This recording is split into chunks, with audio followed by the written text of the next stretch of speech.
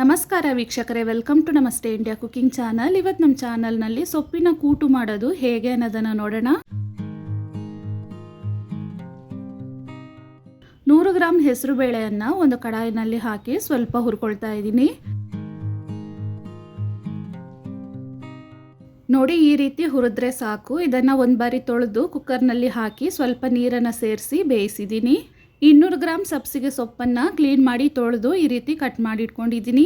ಹೆಸರು ಬೇಳೆ ತಗೊಂಡಿದ್ದ ಅದೇ ಕಪ್ನಲ್ಲಿ 1 ಕಪ್ ತೆಂಗಿನಕಾಯಿ, 4 ಹಸಿರು ಮೆಣಸಿನಕಾಯಿ, 1 ಸ್ಪೂನ್ ಜೀರಿಗೆ, ಸ್ವಲ್ಪ ನೀರನ್ನು ಹಾಕಿ ಇದನ್ನು ಈ ರೀತಿ ತರ್ತರಿಯಾಗಿ ರುಬ್ಕೊಬೇಕು.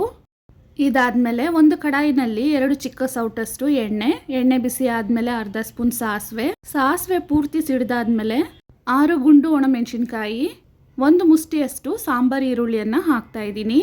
ಈ ರೆಸಿಪಿಗೆ ಸಾಂಬಾರು ಈರುಳ್ಳಿಯನ್ನು ಬಳಸಿದ್ರೆ ರುಚಿ ತುಂಬಾನೇ ಚೆನ್ನಾಗಿರುತ್ತೆ. ಅರ್ಧ ಕಡ್ಡಿ ಕರಿಬೇವಿನ ಸೊಪ್ಪನ್ನು ಹಾಕಿ ಈರುಳ್ಳಿ ಕಂದು ಬಣ್ಣ ಬರೋವರೆಗೂ ಚೆನ್ನಾಗಿ ಬಾಡಿಸ್ಕೊಬೇಕು. ಇದರಲ್ಲೇ ಜಜ್ಜಿರುವ ಒಂದು ದೊಡ್ಡ ಸೈಜ್ನ ಬೆಳ್ಳುಳ್ಳಿಯನ್ನ ಅರ್ಧ ನಿಮಿಷ ಬಾಡಿಸಿದ್ಮೇಲೆ ಒಂದು ದೊಡ್ಡ ಸೈಜ್ನ ನಾಟಿ ಟೊಮ್ಯಾಟೊ, 1/4 ಸ್ಪೂನ್ ಅರಿಶಿನದ ಪುಡಿ, ರುಚಿಗೆ ತಕ್ಕಷ್ಟು ಕಲ್ಲುಪ್ಪನ್ನ ಹಾಕಿ ಟೊಮ್ಯಾಟೊ ಸಾಫ್ಟ್ ಆಗೋವರೆಗೂ ಬಾಡಿಸಿದ್ಮೇಲೆ ಸ್ವಲ್ಪ ಇಂಗು ಹಾಕ್ತಾ ಇದ್ದೀನಿ. ಬೇಯಿಸಿರುವ ಹೆಸರು ಬೇಳೆಯನ್ನ ಹಾಕಿ ಸ್ವಲ್ಪ ನೀರನ್ನ ಜಾಲಿಸಿ ಹಾಕ್ತಾ ಇದ್ದೀನಿ. ನಾನು ಸಬ್ಸಿಗೆ ಸೊಪ್ಪನ್ನು ಉಪಯೋಗಿಸಿ ಈ ಕೂಟನ್ನು ಮಾಡ್ತಾ ಇದ್ದೀನಿ. ಇದ್ರ ಬದಲು ಬೇರೆ ಸೊಪ್ಪನ್ನು ಹಾಕಿ ಈ ರೆಸಿಪಿಯನ್ನು ಮಾಡಬಹುದು. ಹೆಸರು ಬೇಳೆ ಕುದಿತಿರ್ಬೇಕಾದ್ರೇನೆ ರುಬ್ಬಿರುವ ತೆಂಗಿನಕಾಯಿ ಮಿಶ್ರಣವನ್ನು ಹಾಕ್ತಾ ಇದ್ದೀನಿ. ಸ್ವಲ್ಪ ನೀರನ್ನು ಜಾಲಿಸಿ ಹಾಕಬೇಕು. ಇದನ್ನು ಒಂದು 2 ನಿಮಿಷದವರೆಗೂ ಕುದಿಯಕ್ಕೆ ಬಿಡಬೇಕು.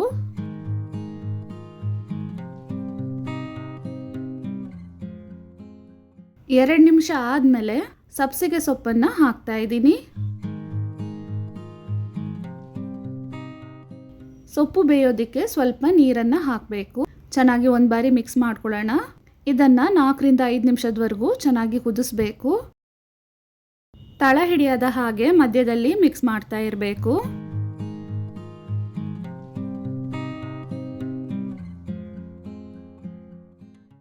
ಇವಾಗ ನೋಡಿ, ಸೊಪ್ಪು ಚೆನ್ನಾಗಿ ಬೆಂದು ಕೂಟು ಗಟ್ಟಿಯಾಗಿದೆ. ಈ ಹದಕ್ಕೆ ಇರಬೇಕು. ಕಟ್ ಮಾಡಿರುವ ಸ್ವಲ್ಪ ಕೊತ್ತಂಬರಿ ಸೊಪ್ಪನ್ನು ಹಾಕಿ ಸ್ಟವನ್ನು ಆಫ್ ಮಾಡ್ತಾ ಇದ್ದೀನಿ.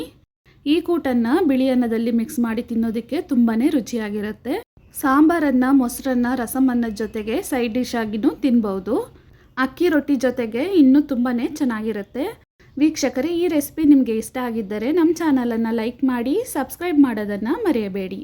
ಧನ್ಯವಾದಗಳು.